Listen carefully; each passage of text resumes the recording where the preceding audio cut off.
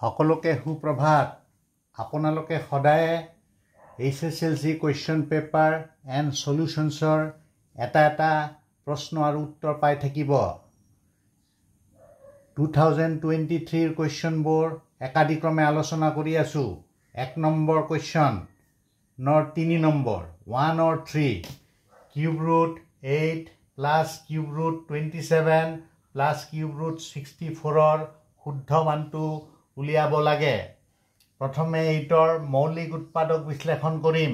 2 4 গুণ 8, 2 2 গুণে 4, 2 1 গুণ 2 অৰ্থাৎ 2 2 2 কেইবাৰ পালোঁ? 3 বাৰ, অৰ্থাৎ 8 মানে হ'ব 2 কিউব, অৰ্থাৎ কিউব ৰুট 8ৰ ঠাইত হ'ব 2 কিউব। তাৰপিছত ইয়াতে প্লাছ আছে প্লাছ। এতিয়া 27ৰ মৌলিক উৎপাদক বিশ্লেষণ কৰিম। 3ৰে 3 9 গুণ 27, 3 3 গুণ 9, 3 1 গুণ 3, 3 3 3 কেইবাৰ? 3 বাৰ, অৰ্থাৎ 27 মানে 3 কিউব। কিউব ৰুট 27ৰ ঠাইত 3 কিউব।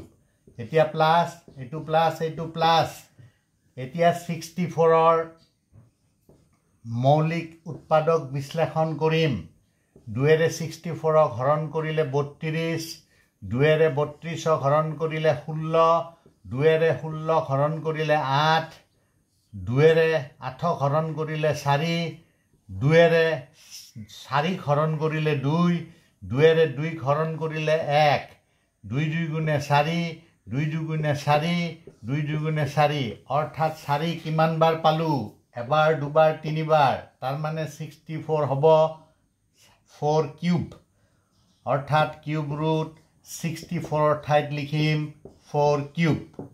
এতিয়া এই কিউব আৰু কিউব ৰুট কেঞ্চেল, 2 থাকিল।